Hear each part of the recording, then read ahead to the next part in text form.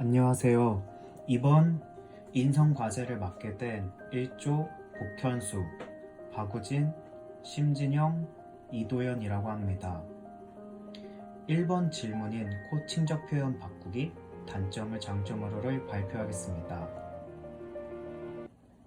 첫 번째 단어인 건방지는 사전적 표현은 잘난 체하거나 남을 낮추어 보듯이 행동한 데가 있다고 합니다.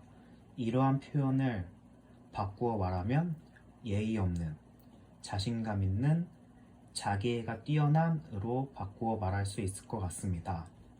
두 번째 단어인 공격적인 의 사전적 의미는 남을 비난하거나 반대하여 나서는 것입니다. 이러한 표현을 바꾸어 말하면 예민한, 적극적인, 활동적인, 활발한, 진지한으로 바꿀 수 있을 것 같습니다. 세 번째 단어인 나서는의 사전적 의미는 어떠한 일을 적극적으로 또는 직접적으로 시작하다와 어떠한 일을 가로막거나 간섭하다입니다. 이러한 표현을 바꾸어 말하면 책임감 있는, 적극적인, 진취적인으로 바꾸어 말할 수 있을 것 같습니다.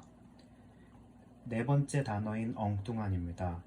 엉뚱한의 사전적 의미는 상식적으로 생각하는 것과 전혀 다르다, 말이나 행동이 분수에 맞지 아니하게 지나치다, 사람, 물건, 일 따위가 현재 일과 관계가 없다입니다.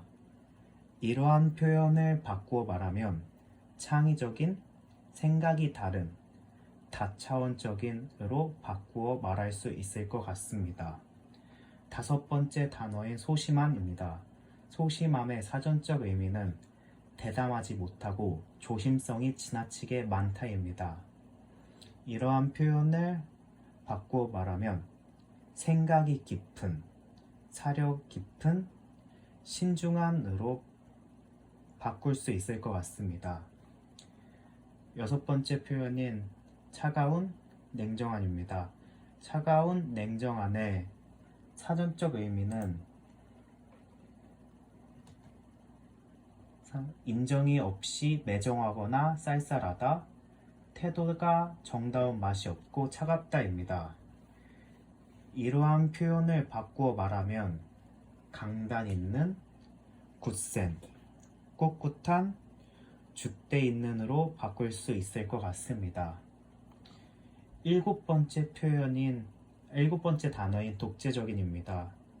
독재적인의 사전적 의미는 특정한 개인, 단체, 계급, 당파 따위가 어떤 분야에서 모든 권력을 차지하여 모든 일을 독단적으로 처리한다고 나와 있습니다. 이러한 표현을 바꾸어 말하면 진취적인, 리더십 있는, 사람을 이끄는 등으로 바꿀 수 있을 것 같습니다. 여덟 번째 표현인 허황되다입니다. 허황되다의 사전적 의미는 헛되고 당황하여 미덥지 못하다입니다. 이러한 표현을 바꾸어 말하면 꿈이 크다, 야망 있는, 도전하는으로 바꿀 수 있을 것 같습니다.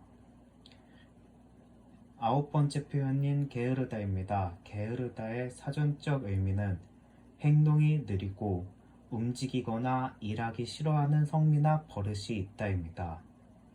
이러한 표현을 바꾸어 말하면 잠이 많다, 여유 있는, 마음 편한, 느긋한으로 바꿀 수 있을 것 같습니다.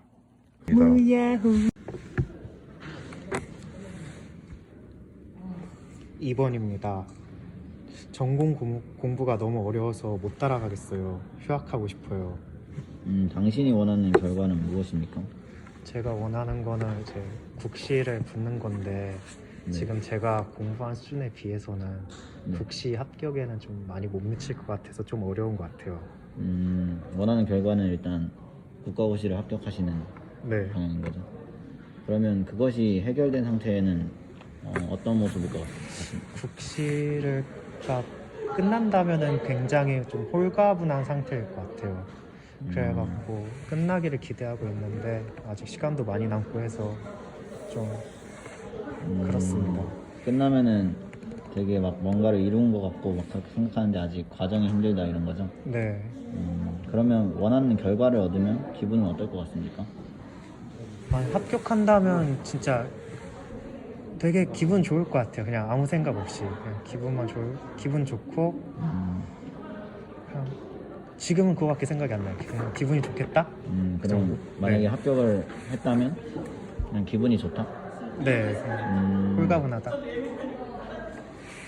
그러면은 원하는 결과를 얻었다는 것을 어떻게 알 수 있습니까? 제가 먼저 공부 같은 거를 열심히 해갖고 수준이 되었을 때 국시를 보고 나면은 바로 알 수 있을 것 같아요. 국시를 보고 나면. 그럼 지금 현재의 모습은 어떻다고 생각합니까? 지금 현재 모습은 좀 많이 부족한, 제가 봐도 좀 많이 부족하다 생각해요. 그러면 이 상황에 대해 어떻게 느끼십니까? 지금 상황에 대해서 좀 많이 불안하고 초조하고, 근데 또 공부는 안 하고 있고 그런 상태인 것 같아요. 그러면은 지금까지 시도해본 것은 무엇입니까? 지금까지 시도해본 게 그냥 생각만 하고 뭐 해부학도 공부해야지 생각은 했는데 생각만 하고 실천을 안 해서 문제인 것 같아요. 마지막으로 지금까지 성공해본 경험은 어떤 것이 있습니까? 지금까지 성공해본 거는 약간 그래도 모의고사 같은 거 봤을 때 생각보다는 점수가 잘 나왔던 거. 근데 잘은 모르지만 그냥 찍어서 맞춘 게 많아갖고 괜찮은 것 같아요. 알겠습니다. 시도해보고 싶은 것은 무엇입니까? 학교에 나와갖고 따로 자율적으로 공부하는 거가 좀 해보고 싶어요. 그러면 또 다른 대안이 있다면 어떤 것이 있을까요? 공부도 하는 것도 있고 저의 마음가짐을 좀 다르게 하기 위해서 좀 규칙적인 생활도 좀 하고 그런 게 좀 많이 필요할 것 같아요. 그 말씀하신 각각의 대안들에 있어서 장점과 단점은 무엇입니까?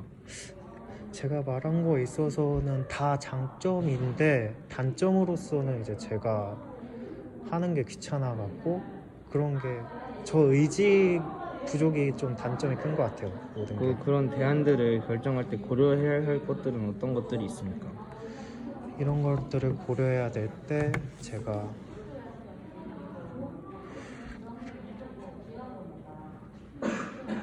제 마음가짐이 아무래도 가장 큰 문제인 것 같습니다.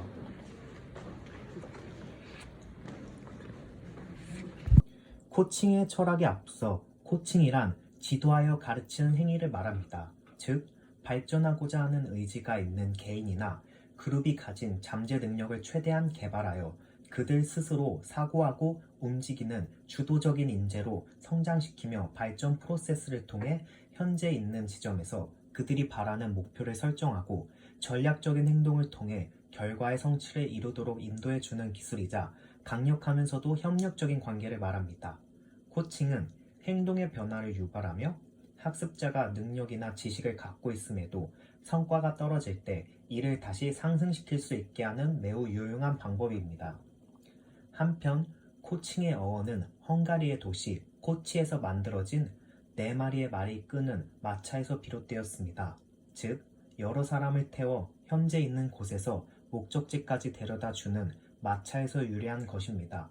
이 단어는 처음 스포츠 용어에서 적용되었고 점차 음악과 미술 분야로까지 확대되었다가 오늘날에는 경영이나 학습에도 적용되어 여러 기업이나 단체에서 조직의 성과나 학습 능력을 높이고 구성원의 성장을 동시에 달성해가고 있습니다. 코칭의 철학. 코칭의 철학은 국제 코치 연맹은 한때 코칭의 철학을 크리에이티브하고 리소스풀하고 홀리스틱한 존재라고 했습니다. 한국 코치협회도 코칭의 철학을 모든 사람은 창의적이고 완전성을 추구하고자 하는 욕구가 있으며 누구나 내면의 자신의 문제를 스스로 해결할 수 있는 자원을 가지고 있다고 밝혔습니다. 또한 마법의 코칭의 저자인 에노모토 히게타케는 코칭의 철학을 모든 사람은 무한한 가능성을 가지고 있으며 그 사람에게 필요한 해답은 그 사람 내부에 있고 그 해답을 끌어내기 위해서는 파트너가 필요하다고 주장했습니다. 또한 코액티브 코칭으로 유명한 세계 최대 코칭 회사 중 하나인 미국 CTI는 코칭의 철학을 4가지로 소개하고 있습니다. 첫째는 사람을 크리에이티브하고 리소스풀하고 호홀한 존재로 보는 것입니다. 둘째는 전인적인 사람에 초점을 맞춘다는 것입니다. 셋째는 변혁적 변화에 초점을 맞추며 넷째는 그 순간에 춤을 춘다는 것입니다. 간단하게 말해 현대에서 쉽게 통용되는 것은 3가지로 볼 수 있는데 1번 모든 사람에게는 무한한 가능성이 있다. 2번 그 사람에게 필요한 해답은 모두 그 사람 내부에 있다. 3번 해답을 찾기 위해서는 코치가 필요하다입니다. 코칭의 유일한 목적은 피코치자의 자아 실현을 돕는 것입니다. 따라서 코칭 과정의 대화 내용도 피코치자의 자아 실현을 돕는 데 맞춰져야 합니다. 자아 실현의 의미는 피코치자 자신의 본래 지닌 능력이나 가능성을 최대한 발휘하는 것을 말합니다. 매슬로우의 욕구 5단계설의 최상위 욕구와도 일치합니다. 코칭적 질문과 비코칭적 질문의 차이로서는 일반 대화는 코치 주도적이고 코칭 대화는 피코치 주도적입니다. 그리고 일반 대화는 이슈 해결에 초점을 두고 코칭 대화는 피코치가 그 이슈를 바라보는 인식과 행동에 초점을 둡니다. 일반 대화는 지시적이고 코칭 대화는 비지시적입니다. 그리고 일반 대화에는 없고 코칭 대화에만 있는 것은 코칭 대화만이 갖고 있는 특징도 있습니다. 코칭 대화는 상호간 코칭 관계를 약속한 상태에서 파트너십으로 진행됩니다. 대화의 전제가 코칭 관계일 때 코칭이 이루어질 수 있습니다. 예시로 주변에 싱글남 싱글녀가 많아 가끔 연애 코치를 할 때가 있기 마련인데 아무리 코치라도 나는 코치, 너는 고객이라는 관계 설정이 되지 않은 경우에서는 내 경험을 전수해 주려는 열망으로 일반 대화처럼 흐르고 맙니다. 유료 코칭이라면 코칭 계약을 맺는 것이 첫 시작입니다. 코칭 관계 속에서 코치와 피코치는 대등한 파트너 관계로서 코칭을 진행하도록 합니다. 두 번째, 코칭 대화에는 프로세스가 있습니다. 코칭 대화에는 대화 모델이 있습니다. 밑에서도 설명하겠지만 기본적인 것이 그로우 모델입니다. 그래갖고 목표, 현실 점검, 대안 탐색, 의지 4가지 단계로 대화가 구성됩니다. 순서가 있지만 여러 경우에 따라 자연스러운 대화 흐름 속에서 순서가 뒤바뀔 수도 있습니다. 또한 여기에 파생된 여러 대화 모델을 구성하여 적용하도록 합니다. 일반 대화에서의 예시로는 코칭과 피코치적의 예시로 나열하자면은 내가 대화의 중심이다, 상대가 대화의 중심이다, 일반적으로 말한다, 대화에 끌어들인다, 재촉한다, 기다린다 등등이 있습니다. 세 번째, 그로우 코칭 모델입니다. 1번 목표 설정 단계 G에 해당하는 겁니다. 목표 설정 단계 코칭 주제 정하기입니다. 코치는 고객의 가능성을 굳게 믿고 코칭 환경을 조성하는 것으로 시작 후 주제를 정합니다. 둘째, 코칭 주제는 코치가 정하는 것이 아니라 고객 스스로 정하게 합니다. 셋째, 고객 스스로 문제를 찾을 수 있고 스스로 해결할 수 있다는 코칭 패러다임에 기초합니다. 네 번째, 질문을 통해 미리 되어 보기를 합니다. 미리 되어 보기란 자신이 원하는 상태가 이루어졌다고 가정하고 그 상태를 미리 체험해 보는 것입니다.